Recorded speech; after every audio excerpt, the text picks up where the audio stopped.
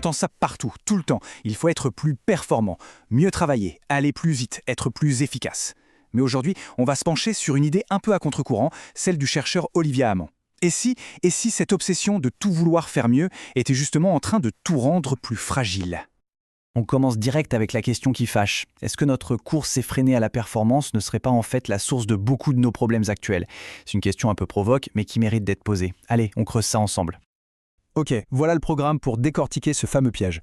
D'abord, on va voir à quel point notre monde est devenu instable. Ensuite, on va essayer de comprendre pourquoi en se penchant sur ce culte de la performance. Après, on explorera une piste de solution, la robustesse. Et pour finir, on verra comment tout ça peut nous amener à changer notre regard sur le monde. C'est parti. On vit une époque assez spéciale, une époque de grands chocs, de fluctuations, comme disent les scientifiques. Ce sont des changements énormes et surtout totalement imprévisibles. Et ce n'est pas de la théorie, ça se passe maintenant, sous nos yeux.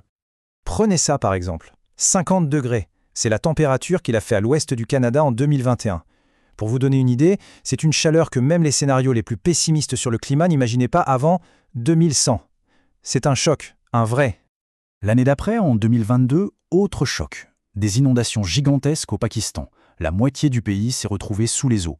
Encore un événement extrême, complètement hors norme. Et ça ne concerne pas que le climat, le vivant aussi est touché. D'après le WWF, depuis 1950, les populations d'animaux vertébrés, c'est-à-dire les mammifères, les oiseaux, les poissons, ont chuté de presque 75%.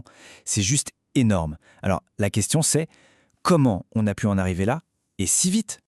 Les scientifiques ont un nom pour ça, la grande accélération. Grosso modo, avant 1950, tout évoluait assez lentement. Et puis, boum, avec le pétrole pas cher, tout est parti en flèche. La population, l'économie, la consommation. C'est ce qu'Olivier Hamon appelle un basculement. Imaginez un interrupteur qu'on bascule. D'un coup, le système change complètement de régime. Bon, on a compris que le monde est devenu super instable. Mais pourquoi? Pourquoi est-ce qu'on est si vulnérable à ces chocs? D'après notre source, il y a un coupable principal, notre obsession collective pour la performance. Voyons voir ce que ça cache. D'abord, mettons-nous d'accord sur le mot performance. C'est pas juste bien faire les choses. La performance, c'est atteindre un but en utilisant le moins de ressources possible, le moins de temps, le moins d'énergie. En fait, c'est une logique qui vient des machines, une logique qu'on a fini par appliquer à tout, à la nature et même à nous. Le problème avec cette logique, c'est qu'elle nous pousse à être hyper spécialisés, à être le meilleur dans un seul truc. Et comme le dit Olivier Hamon, c'est génial quand le monde ne bouge pas. Mais si le monde change tout le temps, alors là, on va droit dans le mur. Ces tableaux illustrent parfaitement ce piège.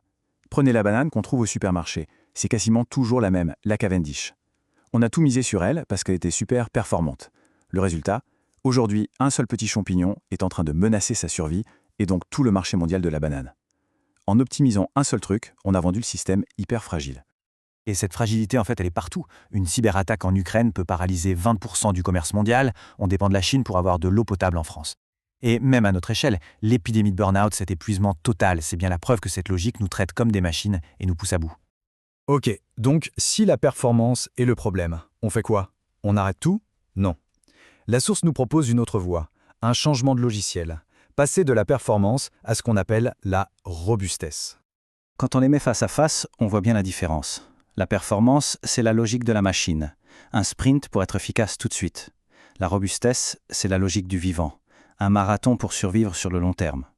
D'un côté, la compétition qui rend fragile, de l'autre, la coopération qui rend durable. Alors la robustesse, c'est quoi exactement? C'est la capacité d'un système à tenir bon, à rester stable, même quand ça secoue. Le mot vient du latin robur, qui veut dire le chêne. Et c'est une super image. Le chêne, il n'est pas le plus rapide à pousser, mais il résiste aux tempêtes et peut vivre des centaines d'années. Il est fait pour durer. Et pour être plus robuste, on peut s'inspirer de la nature. Premier principe, avoir des doublons. On a 2 poumons, 2 reins. Ce n'est pas du gâchis, c'est une sécurité.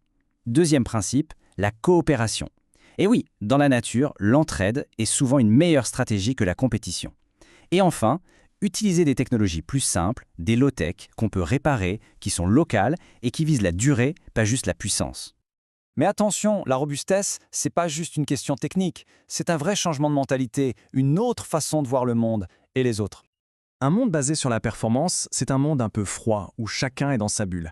Alors qu'un monde robuste, il accepte que tout ne soit pas prévisible. Et cette citation le dit bien, c'est parce qu'on ne sait pas tout, que tout n'est pas parfait, qu'on a besoin les uns des autres et qu'on fait société. La bonne nouvelle, selon Olivier Hamon, c'est que cette obsession de la performance commence à être un peu démodée. Ces ratés sont tellement énormes, un bateau qui bloque tout le commerce, des burn-out partout, qu'on ne peut plus les ignorer. Sa fragilité nous saute au visage. Allez, pour finir, une petite réflexion. Dans notre quotidien, à l'école, sur les réseaux, dans les objectifs qu'on se fixe, où est-ce qu'on la voit, cette logique de la performance? Et une dernière question pour la route. Cette analyse qu'on vient de faire, est-ce qu'elle est assez robuste? Est-ce qu'elle tient la route face à la critique? Parce que finalement, le plus important, c'est peut-être de ne jamais cesser de se poser des questions.